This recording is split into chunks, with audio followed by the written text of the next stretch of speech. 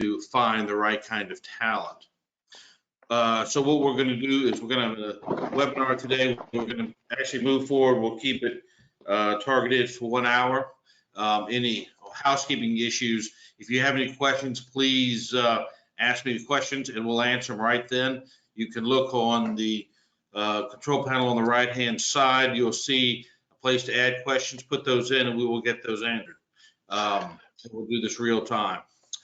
So very briefly, East-West, we provide operational commercial solutions. We're now in China, Asia, Mexico, and Eastern Europe. Most of our team have worked for Western multinationals on the ground in China, in Asia, had individuals who ran companies and had P&L responsibilities for running major Western companies on the ground in China and Asia. So we had manufacturing plants and hiring and firing responsibilities and the P&L responsibilities. So we knew how to run operations, run sales, run marketing. And our practice really falls on operations, commercial, and then risk management, where we do a lot of due diligence on employees and background checks, theft and corruption. Here, the areas where we're involved today, we're going to be focused on HR and the issues focused on that. So that's one of our core services. I'm going to introduce John Anderson, who will be presenting today. Vicky Xiao, who was also in our Shanghai office, was not able to join us today. So John is going to be presenting his portion and Vicky's. She wasn't able to join. So I'm going to turn over now to John. John, if you give a brief background on yourself, please. Sure. Thank you all for joining us. I hope this is informative for you. My background is largely in HR and corporate development. You can see I work for 3 very large U.S. public companies, Donnelley, Littelfuse, Bolt, Medtronics, before I decided to stay in China, and I've done consulting in China in a variety of modalities over the last 20 years or so. So I'm happy to be talking about this topic today, and again, I hope it is beneficial to all of you who are listening. Great. Thank you, John. And John and Vicky Xiao, who's not here, lead our HR practice on the ground in China, mostly focused on executive searches, integrity awareness training, a lot of salary surveys, the background checks. They're driving that practice in China and Asia. So at this point, we're going to get to the presentation. We're going to divide the webinar into 3 segments. The first is about hiring and retaining the best talent in China, which is a very critical piece of that aspect of China, because as people know, China has changed. It's changing every year within a 3-year span. There are significant changes. So we're going to talk about the hiring and retaining of the best talent in China. Then secondly, we're going to get to the status quo through employee lifecycle management, and then we're going to get into 2 working case examples. One that's focused on organizational assessment and development, and then the second one focused on an interim general management and executive search. So with that, I'm going to turn over to John. And John, if you tackle this first part about challenges of hiring and retaining the best talent in China and why it's relevant. All right, thanks, Alex. Again, the first segment is really talking about hiring and retaining. We're going to focus a little bit more on retaining. These have always been problematic for China. They remain problematic to a certain extent, but the dynamics have changed a bit with the new generation coming up. So we will discuss that a bit. First off, let's kind of look at the facts. So if you could, it is known that there have been lots of studies on turnover in China of professionals and lower level management. And you can see on this chart, there is a little bit of a gap, which isn't unusual, is between employer expectations and employee expectations. So we can point out those different nodes, if you will. Typically at 2 to 3 years, an employee's going to get their first promotion, maybe to supervisor, or a group leader or something like that. And you can see that that works okay, but as they're facing their next step, typically there's kind of a nexus from 2 years to 3.5 years, where employee uh, retention it can be very volatile. When people start a company, and I think it's true in the U.S. these days too, new hires don't really have the expectation of staying for a career. So that makes long-term incentives a little problematic.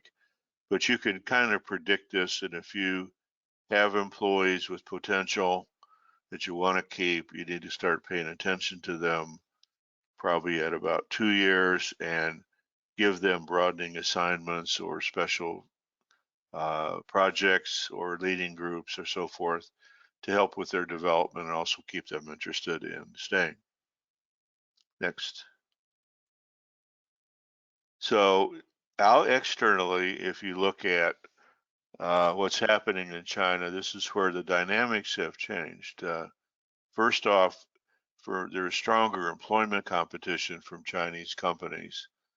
At one point in time, 10 years ago maybe, the perception was the way to get ahead fast was to join a Western company.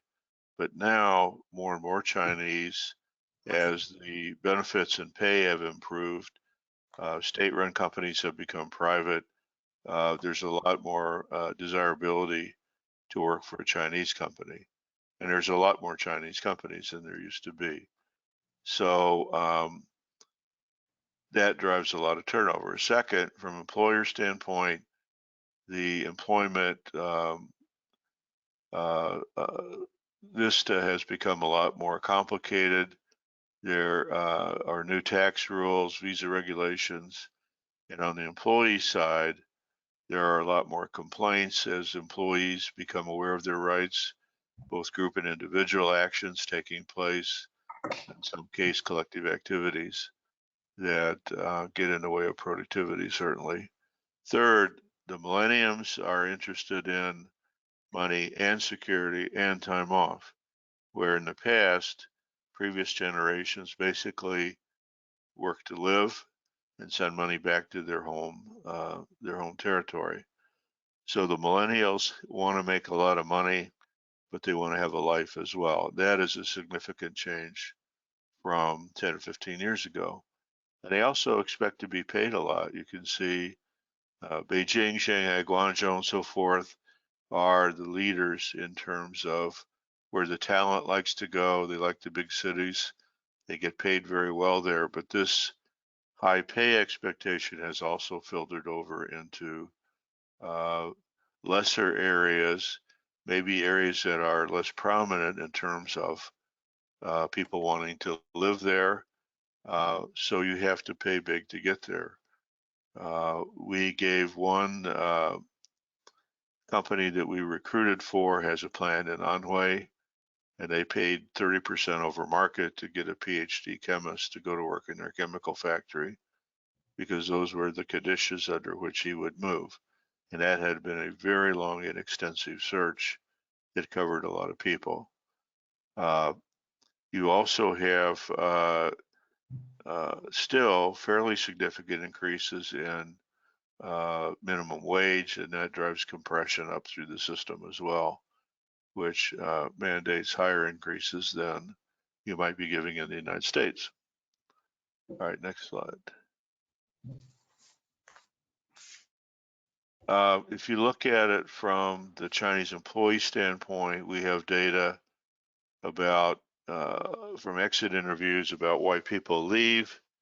A lot of it boils down to the speed of advancement or no prospect for advancement. Secondly, there's a number of issues related to how Chinese people are treated by Westerners, and in particular, not valuing the input from the local Chinese.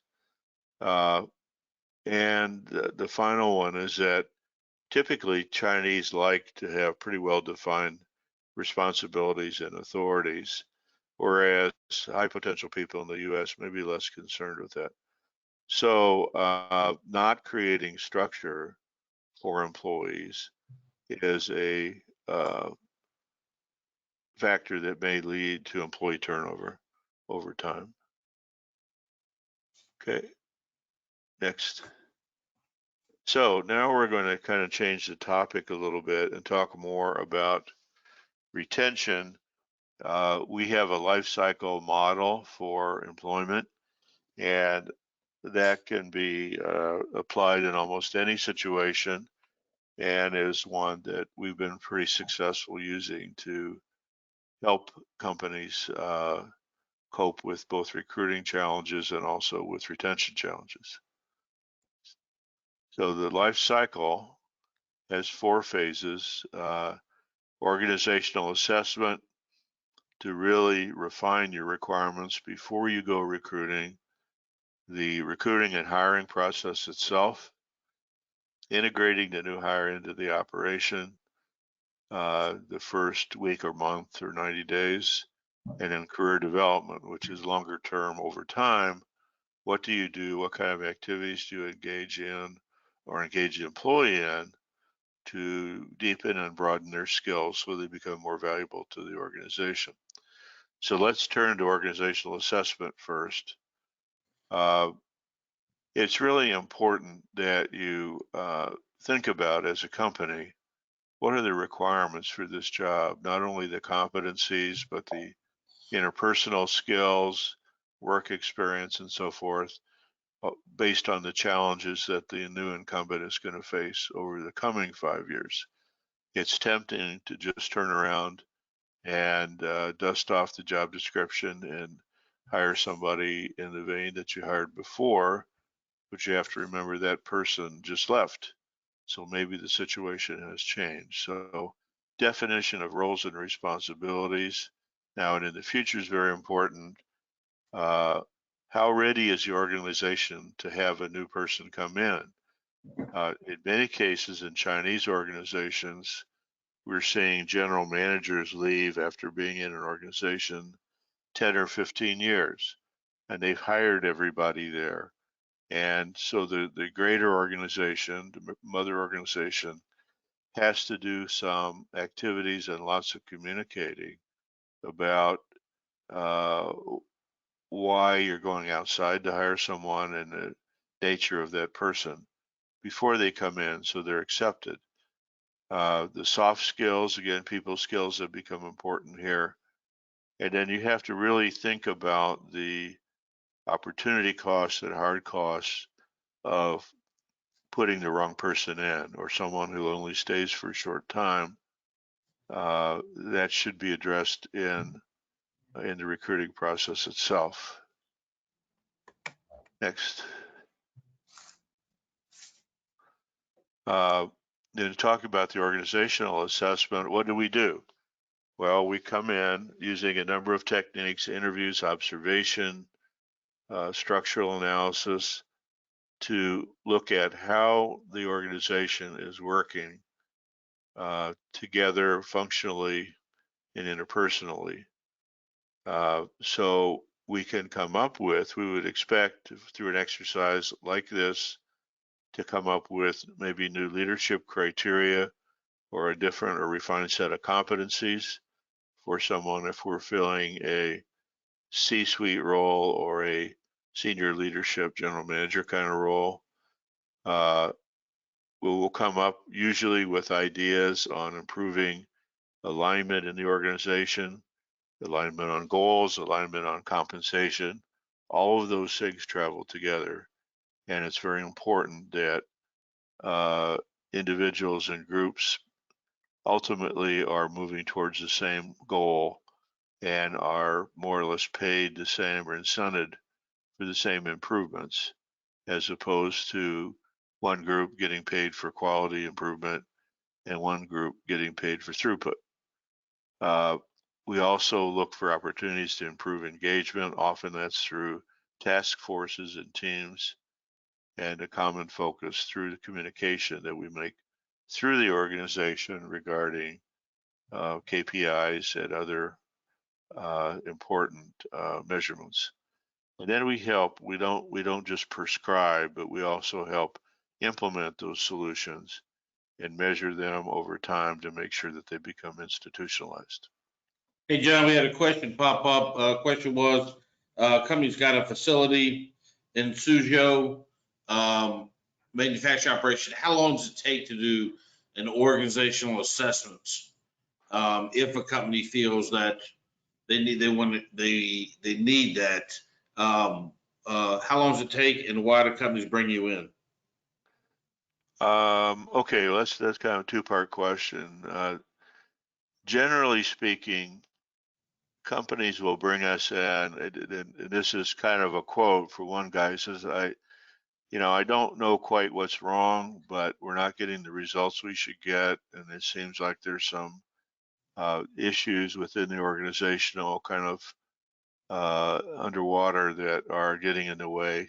Can you help me figure out what's going on? That is most typical kind of the request that might come in to get us started on doing this. In terms of how long does it take to do, there's kind of two parts to this. One is doing the assessment. That really depends on the size of the organization. In a very large organization, we're not going to talk with everyone, but we'll come up with a sample that could be managed within 2 or 3 days. In a small organization, it might be 1 or 2 days. And in many cases, we can touch everybody individually or as a group.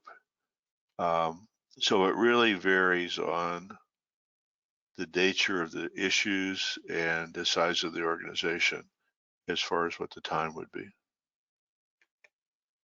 All right. Next slide. Yep. All right, now we move into phase 2, recruiting and hiring. In the first phase, we have uncovered the requirements for the recruitment. We've identified some issues that might need to be dealt with.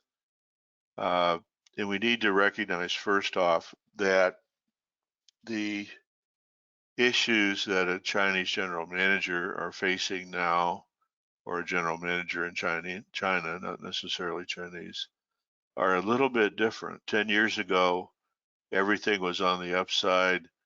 Everybody was pretty much successful over there. Sales were going up. We hired more people. You had more inventory.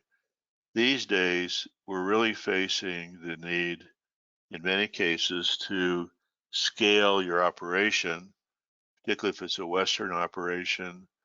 Let's say you depend a lot on exporting to the US from China. You know that's problematic now because of the tariffs and duties. So that's just one small example where a local senior manager has to deal with things that are probably outside their experience and may be countercultural. So there are pieces of requirements where having the ability to deal with change, having the ability to cause change and improvement may be more important than the stewardship of an operation 10 years ago that was reasonably successful and held to the status quo for a long time. So where we help in search is to help clarify the position requirement, the competencies, the new requirements, and help clarify the employment value proposition, which is basically why should this person want to work for you? And then we manage the whole recruitment cycle all the way through to offers and acceptances and make sure that the right guy gets in there at the right time to meet your need. In the course of that, we may also do some background due diligence, particularly if there's fiduciary responsibility as a general manager might have, or potential conflicts of interest. We want to find that out, and that becomes a factor in making an offer or not, or confronting the potential candidate about these things and seeing if they can fix them themselves. So we will dive into their the typical reference stuff to start with, which is where did they go to school? Did they really go there? Who did they work for and for how long? And then we get more deeply into it in terms of legally available information that might concern cross ownership of suppliers or competitors, any other kinds of conflicts of interest that might come up and show up as a red flag that could cause problems if that person were employed. Then that information is presented to the employer and they have to decide if they want to hire them or not. That becomes their Now, decision. we had a question that came in. What's in between a regular background check and kind of a deep dive due diligence? Well, a regular background check is going to verify employment, and it's going to verify where someone went to school, typically, and maybe one or two people who are listed as personal references, and that's about it. And I've never had a negative personal reference in 40 years of doing this, so it's a little questionable sometimes. So we investigate independently, and we could get much more information about that candidate than you're going to get from a conventional reference check. Right. I think you all just completed one where you were able to find out a candidate for procurement was overspending in his lifestyle, and the concern then that he Right. was financially not very dependent. That's true. He represented a large risk. He had a big debt load, was living in a sort of elaborate condominium, and it's hard to explain how he could afford that. There was no family money.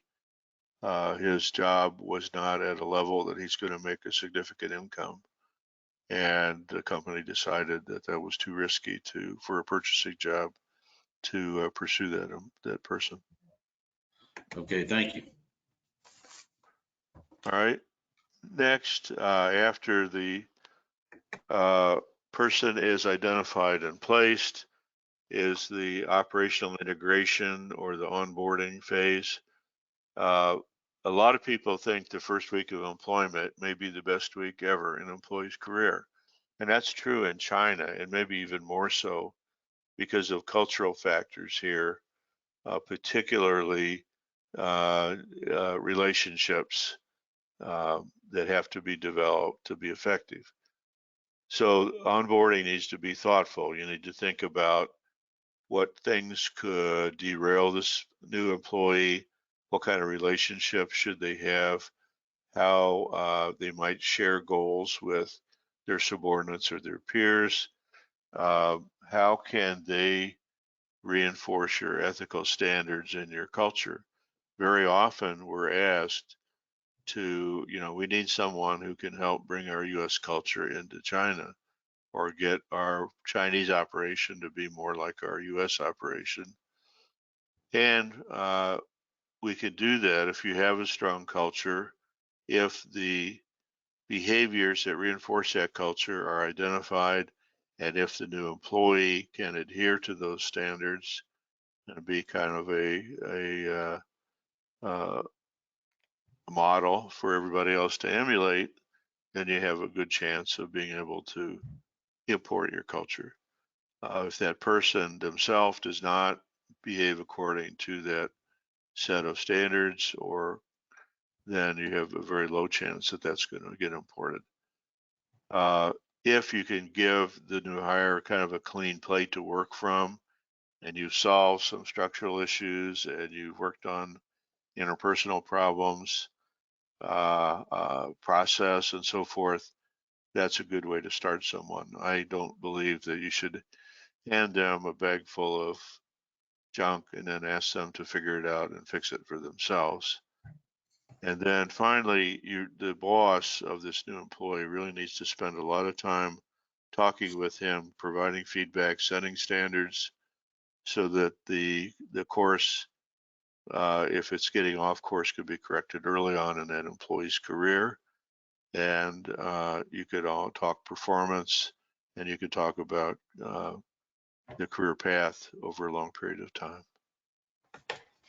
Next.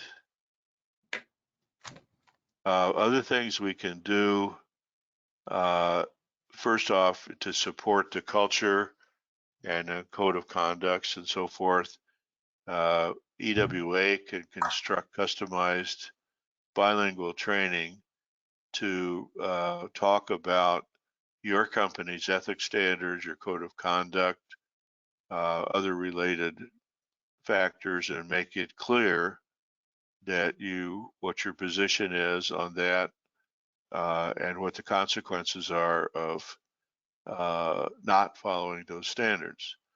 And we present those to groups. The goal is to prevent the behavior and also to encourage employees to report violations, which also often helps. In that course, people sign a roster.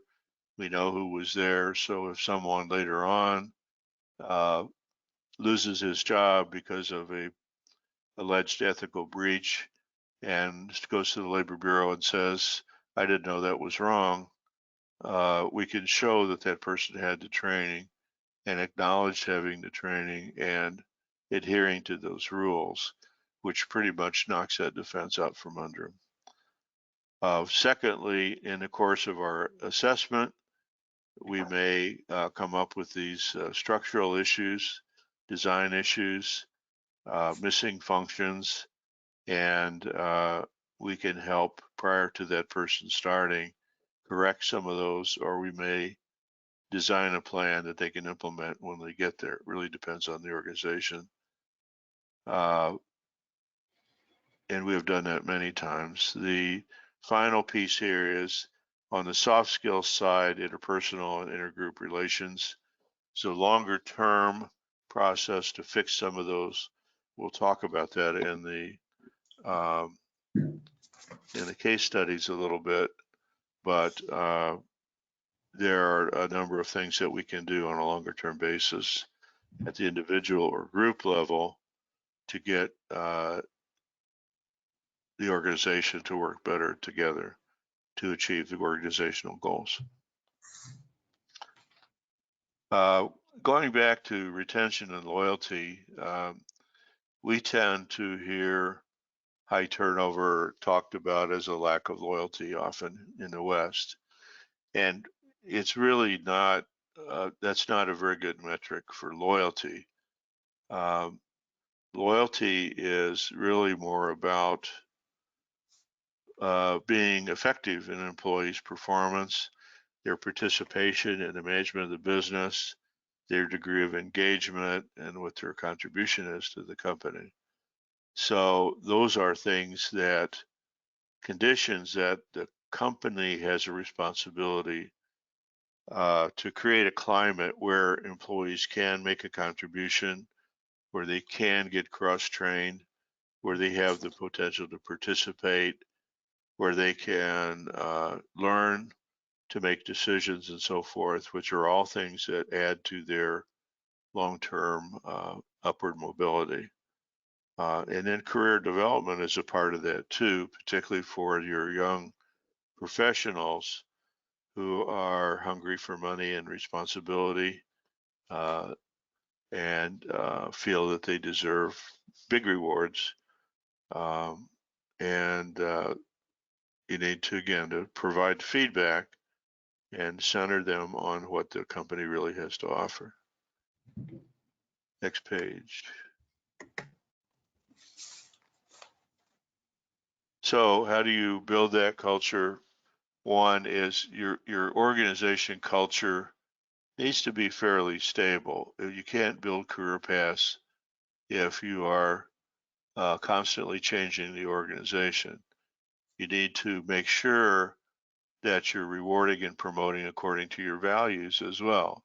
If you have a high producing salesman who is also cheating on his expenses or taking kickbacks or whatever, that is not the kind of person that you necessarily want to promote or reward. That person should be removed from the organization or behavior changed so that they reflect the values that you say are important.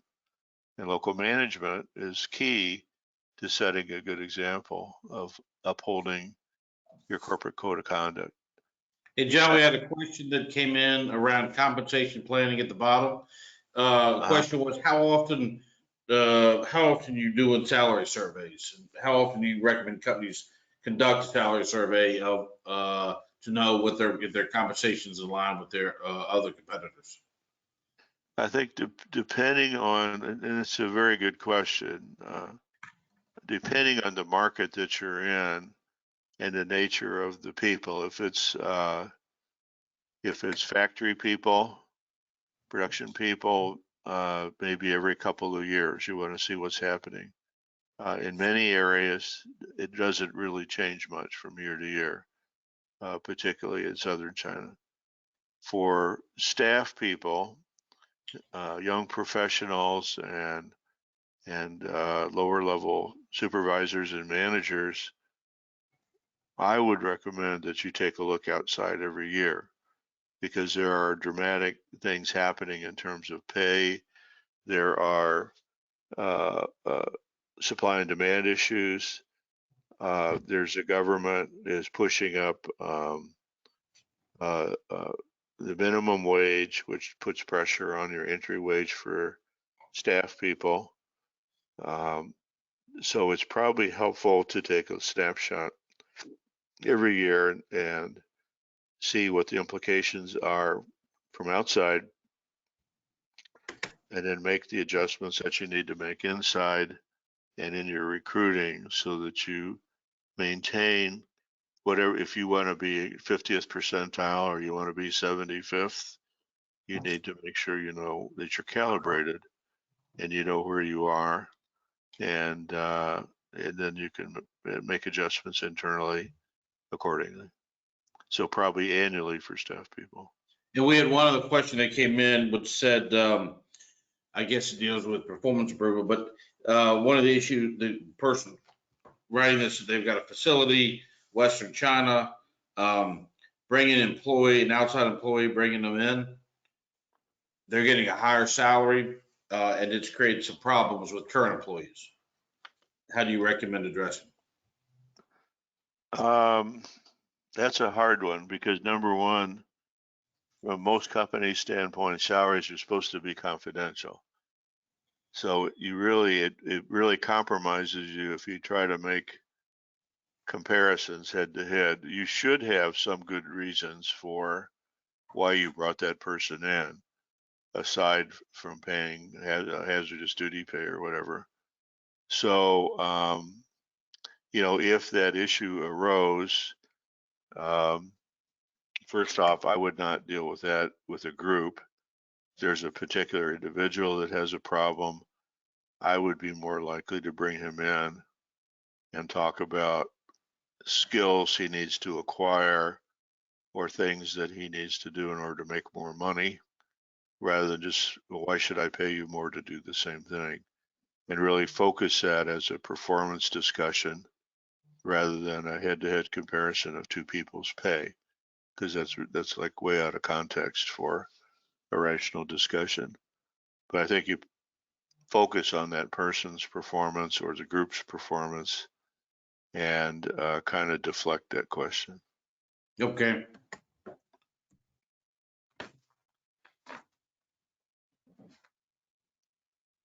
All right. The other thing, so we do salary surveys quite a bit.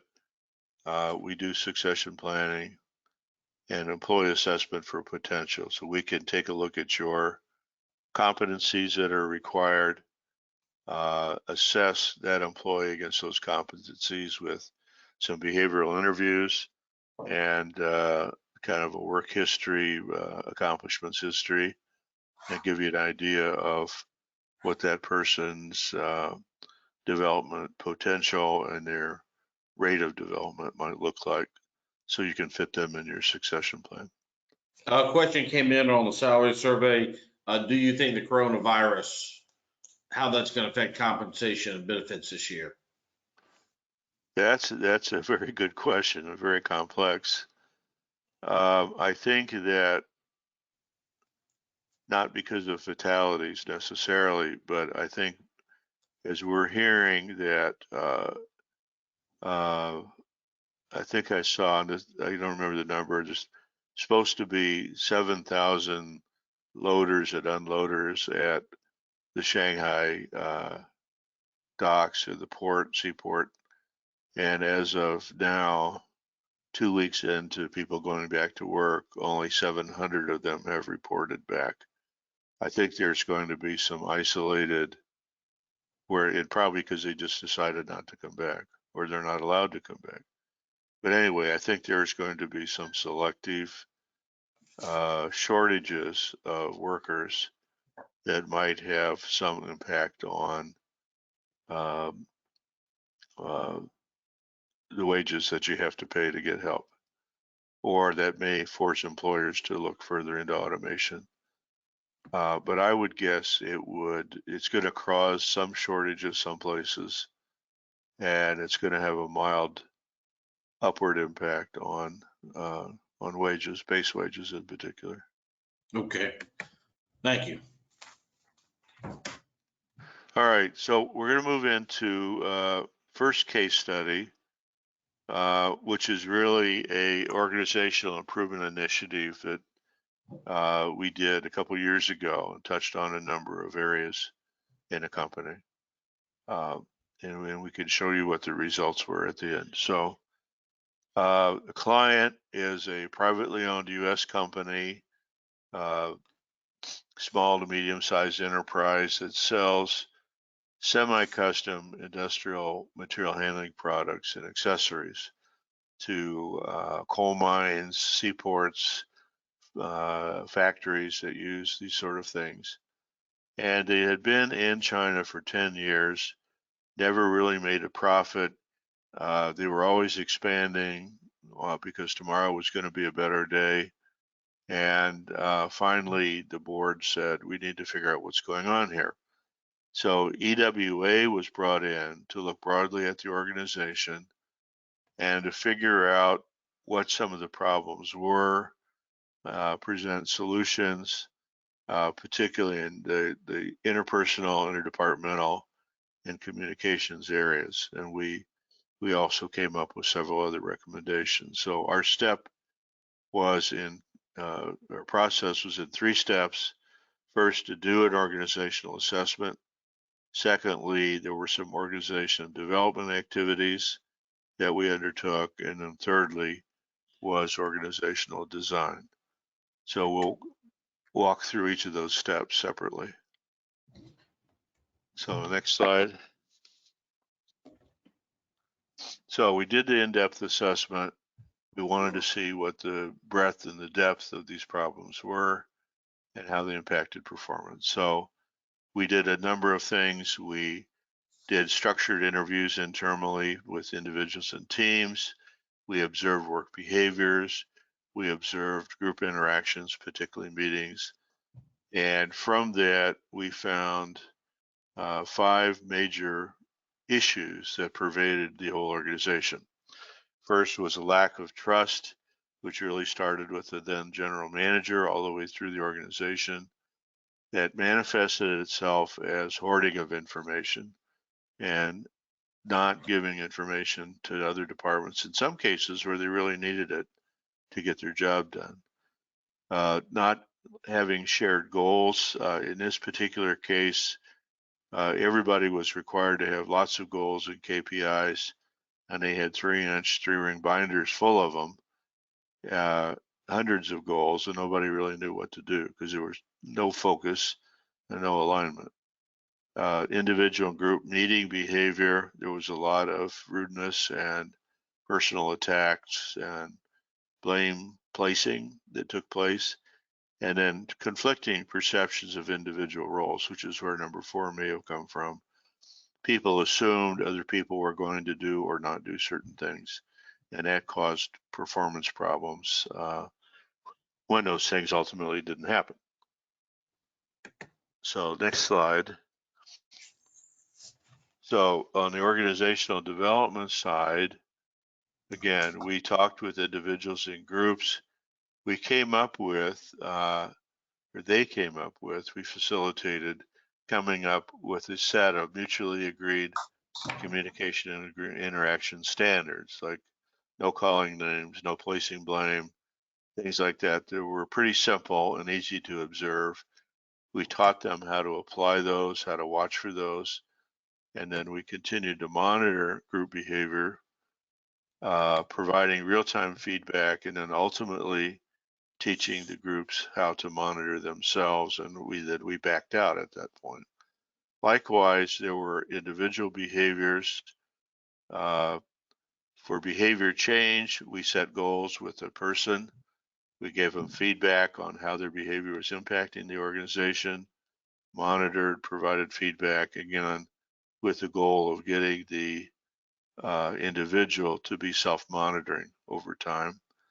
And then we also, for interdependence, where everybody saw themselves in a silo and they didn't see their contribution to the end result, we set up a lot of cross-functional teams, particularly in cost reduction and inventory reduction. Those were two KPIs that we had going in.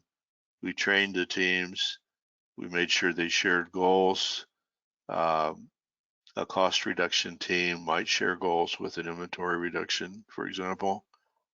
And then we also gave them feedback periodically so that they knew that we were placing a lot of importance on this and that it was being watched.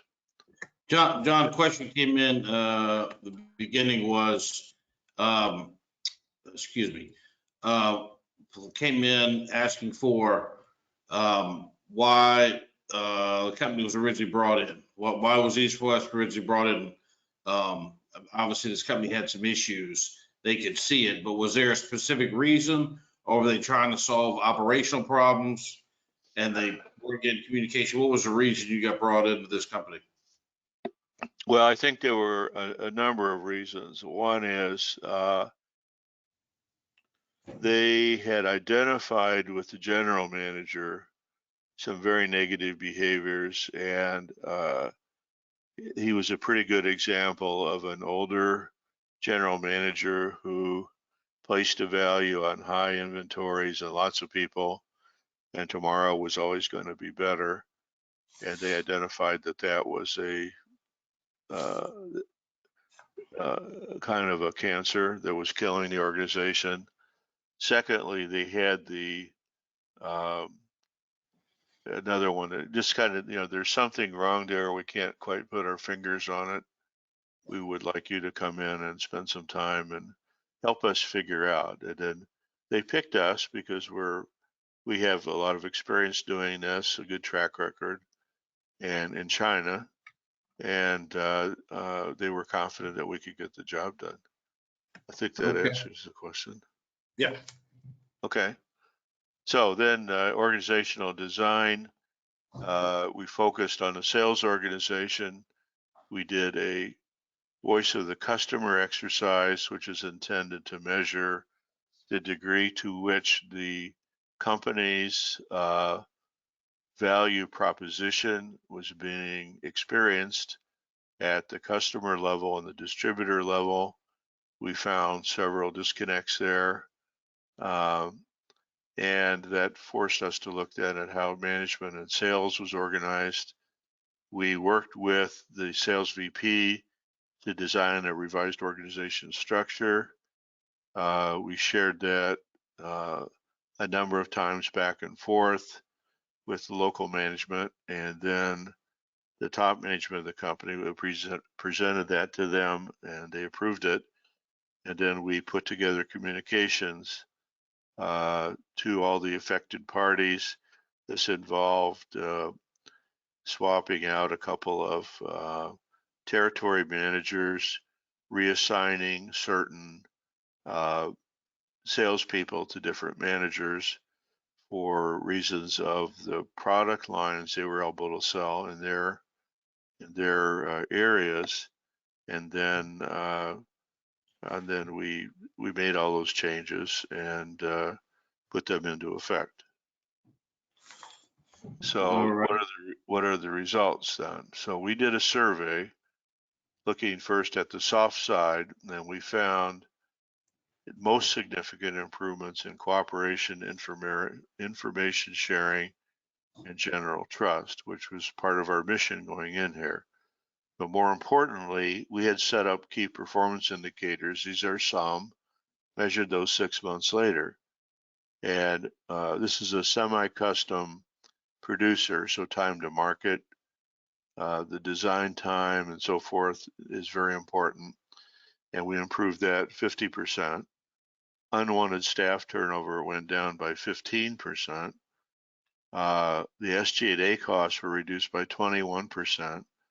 On an annualized basis, inventory went down 18%, and sales costs were reduced by 14% due to reprogramming the field sales guys' pattern of travel, and also expense controls, and just looking more closely at what was going on.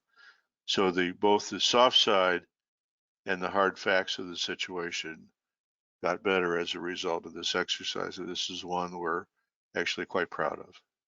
John, as the question came in, I'm assuming on this one, you talked about unwanted staff turnover decreased 15%. I assume as a result of this, you end up laying some people off that needed to get pulled out of there.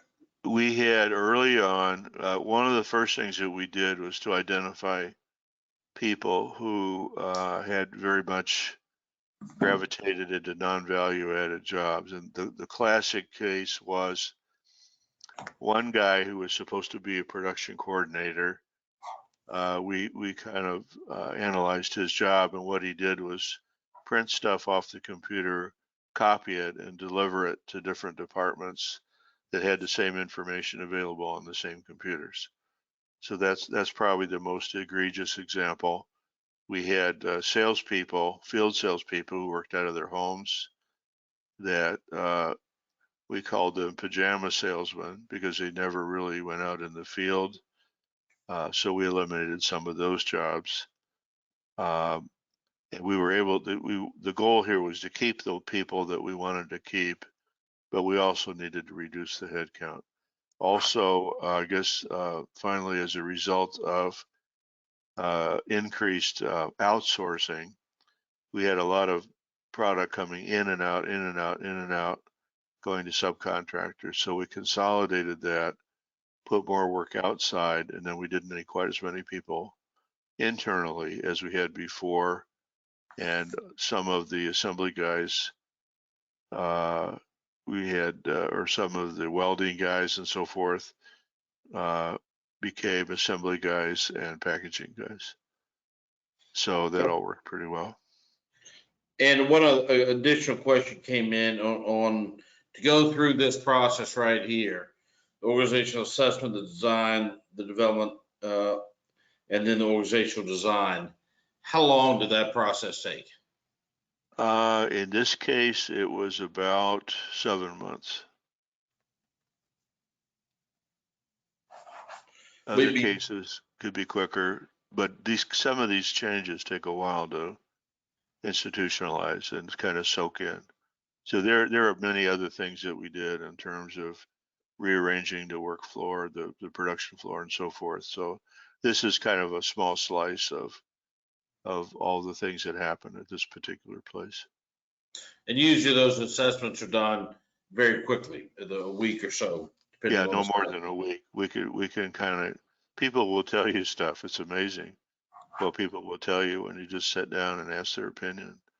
Yeah. About, who's pulling their weight and who's not. Even in China, they're pretty open about that. All right.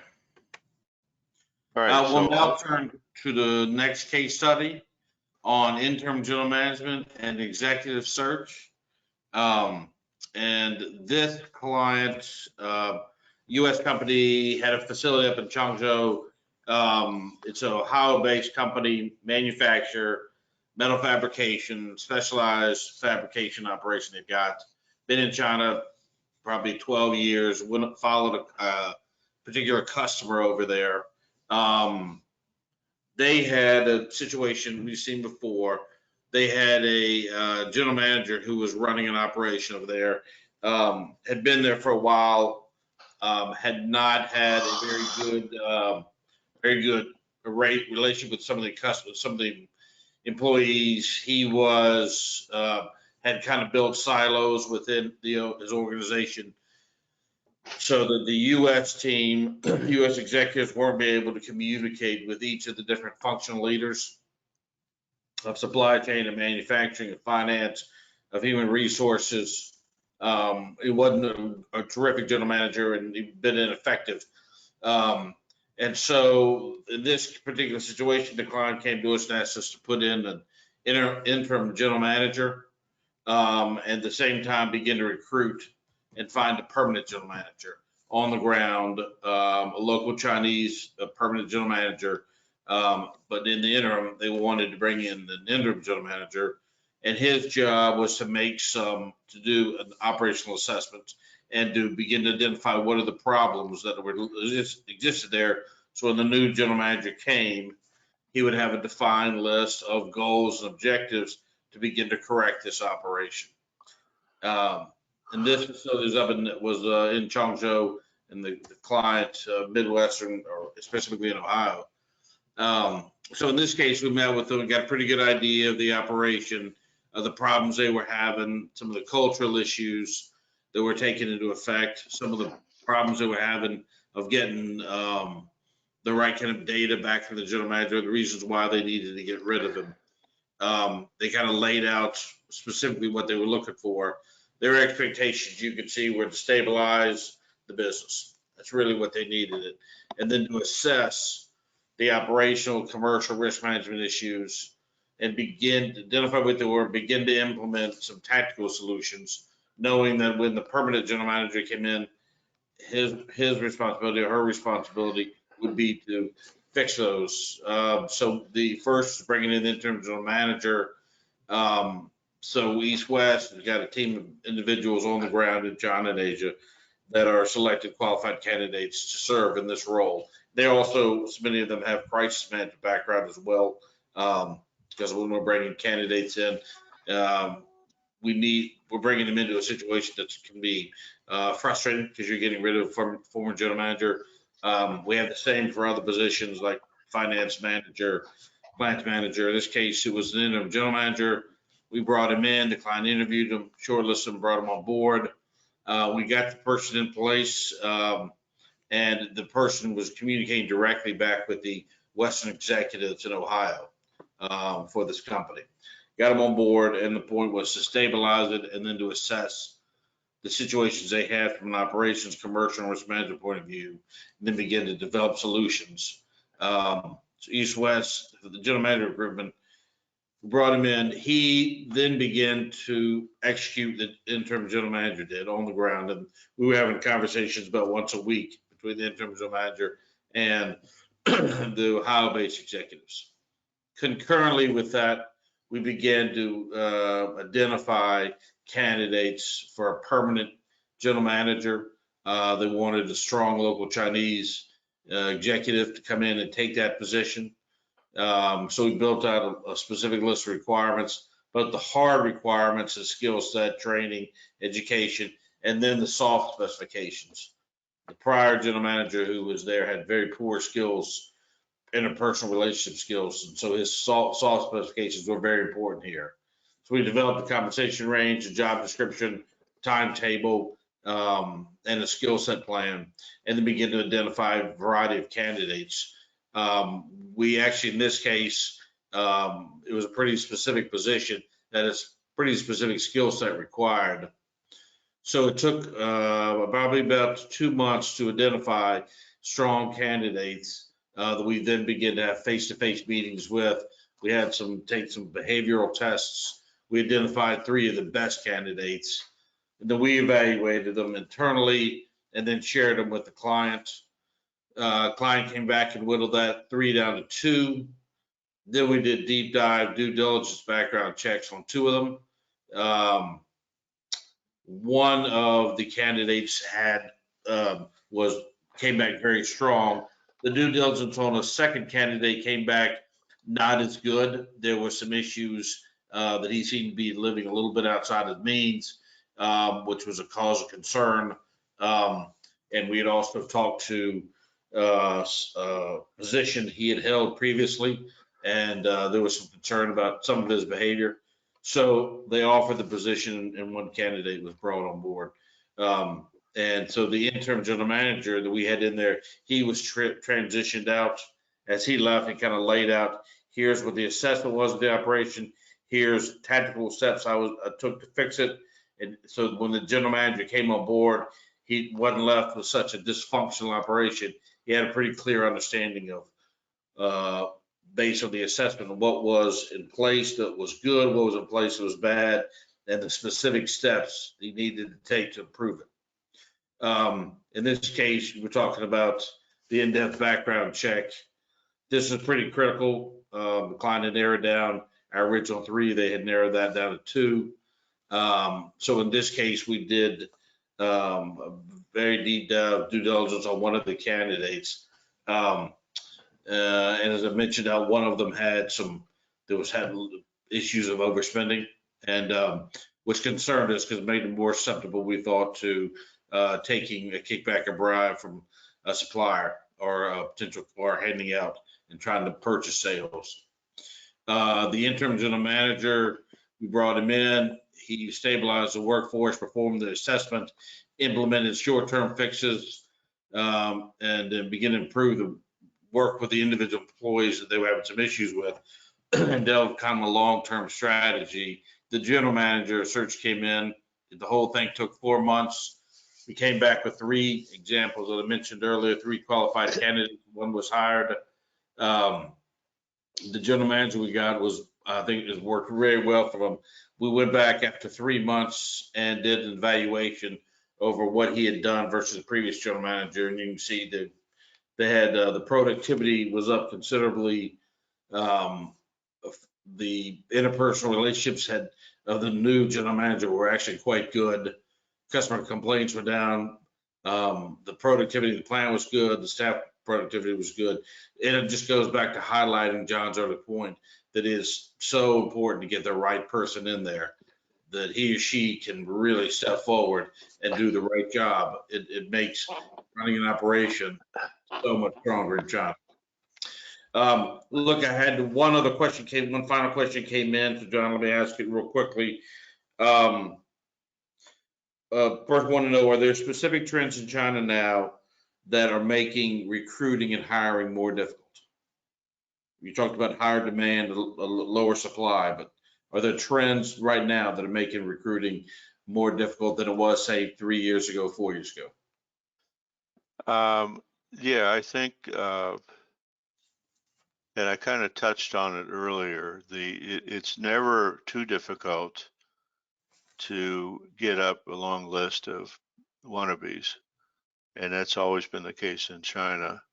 But I think with the requirements for retrenching operations, consolidations, running a tighter operation with respect to inventories, people with those characteristics, and I'm talking sort of general manager level, I think there's just not a big pool of people with the experience or the inclination to want to engage in those kind of activities. So that really presents a big challenge. Secondly, if you're recruiting outside of Shanghai or Beijing and into a 3rd or 4th tier area, people are at that level likely to want to work on a sort of commuter basis or something, and go back and forth, because once they have school age kids, say they're in their 40s, who've got kids in high school, they want them to go overseas or to the best Chinese universities. They're going to be very sensitive about, I've already got them in the best school in Shanghai, how can you want me to move my kid to Southern Anhui province? You know, what is there for him there? So that presents some logistical problems and some compensation problems at the same time. So location's an issue, and the degree to create change, I think, would be the two scarcest commodities in terms of recruiting at that higher level for remote areas. All right. Look, we are at 12:02, so we are 2 minutes over. I promise to knock this up 12 o'clock. So we are going to, if you have any questions, please feel free to continue to email them. You see our email addresses here. We'll be forwarding you out a copy of this event. And I want to thank you again for coming and attending this webinar about getting and keeping and retaining good employees in China. Thank you very much. Bye-bye.